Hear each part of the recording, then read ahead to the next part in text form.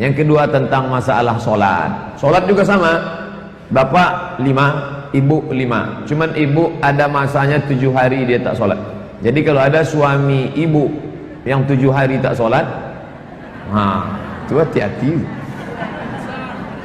Nah, dalam masalah sholat perempuan, dia sama tak sholat perempuan sama laki-laki? Sama. Di mana letak perbedaannya? Perempuan itu lebih tertutup, lebih baik. Begitu kata Syekh Hasan As-Saqaf dalam kitab Sahih Sifat Salat Nabi. Contoh, mengangkat tangan. Mengangkat tangan ada 2 riwayat. Satu sampai ke telinga, satu sampai ke bahu. Allahu Akbar. Yang satu lagi sampai ke bahu. Allahu Akbar. Perempuan, laki-laki boleh pilih dua-dua. Sedangkan perempuan lebih tertutup, lebih baik. Begini dengan begini, mana yang lebih baik? Tertutup. Itulah makanya perempuan sholat. Apalagi kalau pakai telekung mukena, diangkat pula tinggi-tinggi, kipas angin kencang, putus sangkut ke itu. Allah Akbar. Nah, begitu juga waktu sujud. Waktu sujud, Nabi pernah menengok tangan laki-laki menguncup, lalu digeserkan Nabi tangannya, supaya mengembang begitu. Nah, sedangkan perempuan lebih tertutup, lebih baik. Makanya antara wajah dengan lutut, laki-laki memanjang, perempuan lebih mendekat, lebih tertutup. Kepalanya dekat ke lutut dan kemudian tangannya lebih tertutup. Lebih tertutup, lebih baik. Dalam berpakaian lebih tertutup, lebih baik. Dalam hal itulah mengapa kita bangga menjadi orang Melayu, bil khusus Melayu di Riau. Artinya apa? Pakaian kita memang sudah tertutup. Satu hembusan nafas sejalan antara adat istiadat nenek moyang kita dengan agama. Pakaiannya, cobalah tengok baju kurung, tertutup. Baju kurung, dikurungnya lutut, betis, kaki dari bawah sampai ke atas. Cuman kadang baju tutup, belahnya pula sampai ke atas. Belum selesai dijahit dah diambil. Bapak Ibu yang dimuliakan Allah Subhanahu wa taala. Lalu tentang masalah menutup aurat laki-laki perempuan. Laki-laki asal tertutup lutut, tertutup pusat, bisa dia sembahyang. Pakai handuk dia. Andai tak ada pakaiannya, tertutup lutut, tertutup pusat, Allahu Akbar, sah. Kalau cerita masalah sah tak sah, sah. Tapi kalau masalah akhlak, ini dia tak berakhlak sama Allah. Masa menghadap Allah cuma menutup lutut sama pusat? Misalnya saya hari ini datang kemari pakai celana jeans, pakai baju kaos, pakai helm. Tak ada halangan, tak ada larangan, bukan haram itu menutup aurat. Datang saya pakai celana jeans, pakai baju kaos oblong, bawa helm satu, orang akan berbisik, ini pembalap nih kata dia. Pembalap, pemuda berbadan gelap. Maknanya bukan masalah halal haram, bukan masalah boleh tak boleh, tapi ini masalah kepantasan, kepatutan. Patut tak menghadap Allah Ta'ala dengan pakaian yang tak sopan. Tapi andai darurat, laki-laki, tapi perempuan tertutup semuanya, tertutup. Sampai-sampai kalau dia pakai tudung, pakai mukena, andai tangan itu diturunkannya, turun tangan, tertutup sampai ke ujung jari. Nah, itulah maka ibu pakai yang panjang-panjang, tertutup. Allahu Akbar. Orang Indonesia saja yang punya pakaian khusus untuk sholat namanya mukena. Bahasa kita telekung. Kenapa? Cobalah tengok di Makkah, orang Saudi Arabia, orang Maroko, tak ada dia punya mukena, bebas saja. Yang penting tertutup ke bawah, asal tertutup rapat sudah. Jadi kalau kita tengok pakaian dari timur, pakaian orang Jepang itu Islami pakaiannya, kimono itu longgar dan tertutup, tinggal tutup kepala saja. Ketika saya diundang ke Taiwan, sampai di kamar hotel saya tengok ada gambar perempuan Cina pakai pakaian zaman-zaman dinasti Ming zaman dulu, macam perempuan legenda ular putih, panjang baju itu ke bawah, tertutup, sangat Islami.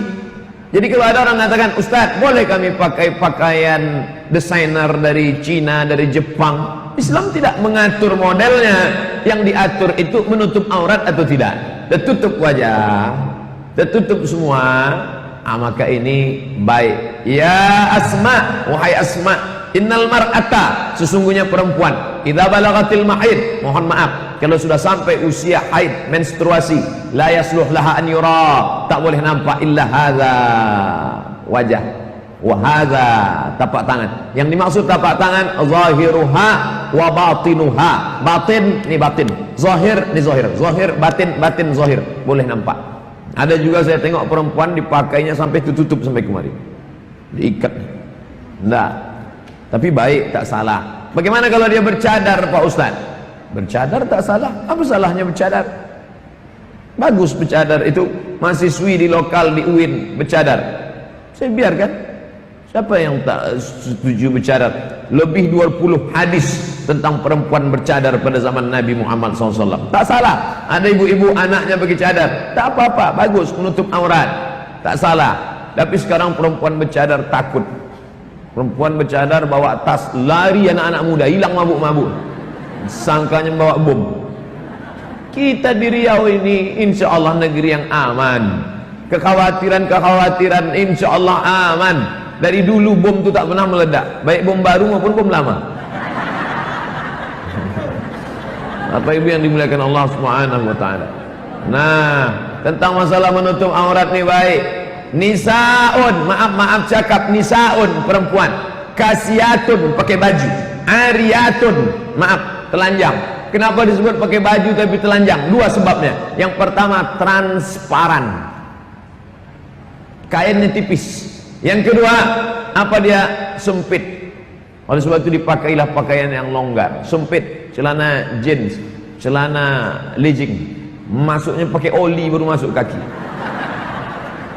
Saking kan sempitnya celana, bayangkan. Oleh sebab itu maka ini alhamdulillah, alhamdulillah saya diundang oleh BKOW, BKMT, Dharma Wanita, ibu penggerak PKK hadir semuanya. Perempuan-perempuan di rumah kita, bapak sebagai ayah, bapak sebagai atuk, bapak sebagai pakcik, bapak sebagai paman, bapak sebagai abang, bapak sebagai adik, ibu juga sebagai ibu, ibu punya anak, punya keponakan, punya adik, punya kakak. Ini semua harus kita jaga. Dalam Islam diajarkan kuntum khairu ummah, kalian umat yang paling baik, the best. Kapan? Ta'muruna bil ma'ruf, kalau kalian ajak orang buat baik, wa tanhauna 'anil munkar, kalian larang dari perbuatan mungkar. Masih masalah solat, syahadat sudah, solat perempuan ke masjid. Ini pun banyak pertanyaan. Ustaz, katanya perempuan itu lebih baik solat dalam pekarangan, lebih baik solat dalam rumah, lebih baik solat dalam kamar, lebih baik dalam solat tempat yang paling sempit, lebih tertutup, lebih baik. Betul. Tapi tengok juga hadis yang lain. Zaman Nabi ada satu pintu khusus di Masjid Nabawi, sebelah kiri menghadap kiblat, arah ke pemakaman Baqi, namanya Babun Nisa. Babun Nisa, pintu perempuan. Itu menunjukkan ada perempuan masuk ke masjid. Nabi kalau mengatur saf salat, apa kata Nabi? Sebaik-baik saf laki-laki depan, sebaik-baik saf perempuan belakang. Apa maksud ucapan itu? Ada perempuan di belakang. Seandainya tak ada perempuan di belakang, pasti kata Nabi sebaik-baik saf laki-laki depan, yang perempuan pergi balik ke rumah. Itu menunjukkan ada perempuan. Dan Nabi kalau selesai salat, laki-laki dia larang jangan keluar masjid.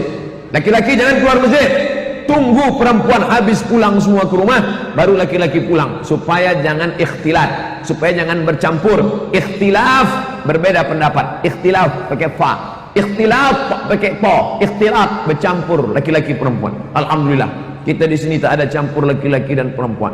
Dulu seingat saya masjid ini kalau ceramah kita di tengah batasnya, laki-laki perempuan, laki-laki perempuan. Sekarang kasihan kita nengok laki-laki ini.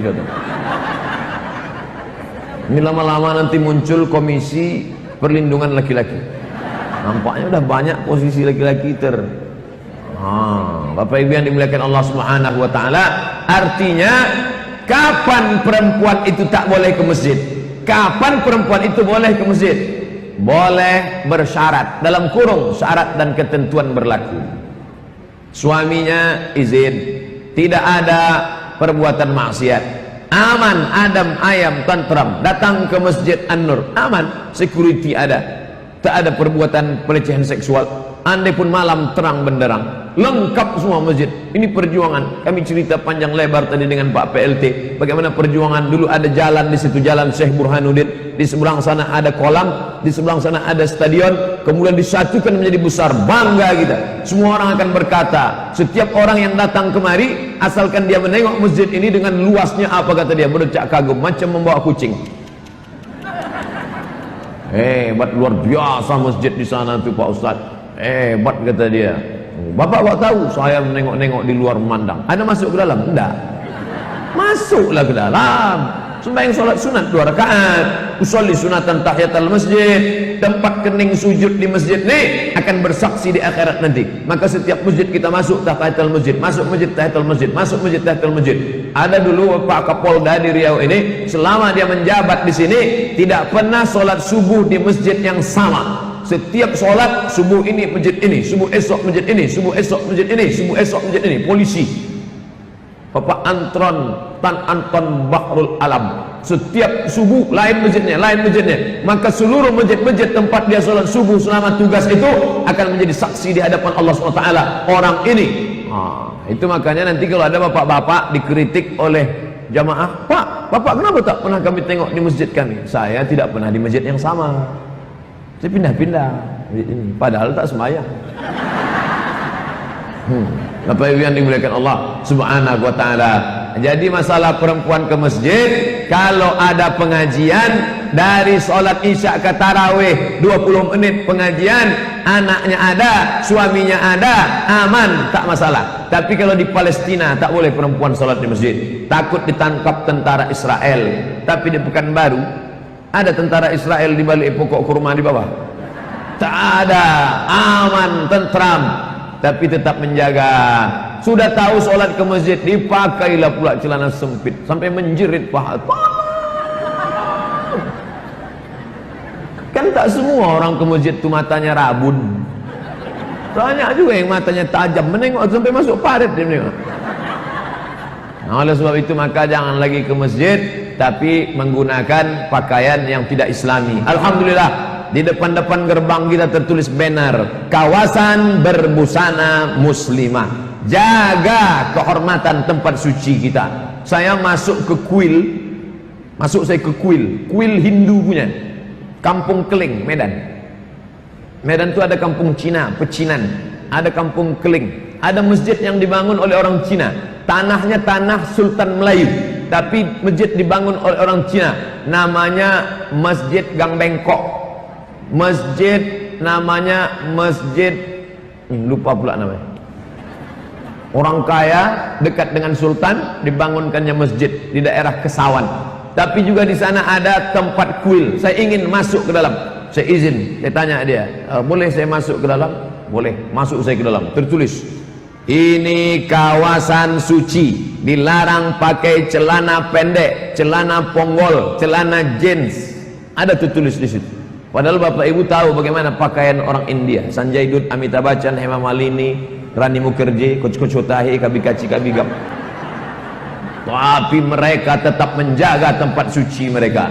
Sedangkan kita orang Islam menutup aurat, pakai jilbab panjang. Kenapa orang bisa bercelana pendek di tempat-tempat suci? Kenapa orang dibiarkan tidak menutup aurat? Ini salah satu bentuk penghinaan. Adapun mau lari, mau senam, banyak stadion kita, di Rumbai stadion seluas-luasnya, di komplek Unri seluas-luasnya, pergi lari ke situ. Mau dari jam 12 malam sampai ke jam 12 siang, silakan lari. Nah, ini semua mesti menjaga kehormatan, kemuliaan masjid. Ini tentang masalah sholat. Adapun sholat-sholat yang lalu-lalu tinggal karena maaf dalam keadaan uzur, haid, maka dia tidak perlu mengqadha. Umirna biqada'is salah, umirna biqada'is saum, walam nu'mar biqada'is salah. Kami diperintahkan mengqadha puasa, tapi tak diperintahkan mengqadha salat. Syahadat sudah, salat rasanya sudah. Kalau ada yang masih mengganjal di pikiran, tulis di kertas. Saya sampaikan tausiah ini sekitar 1 jam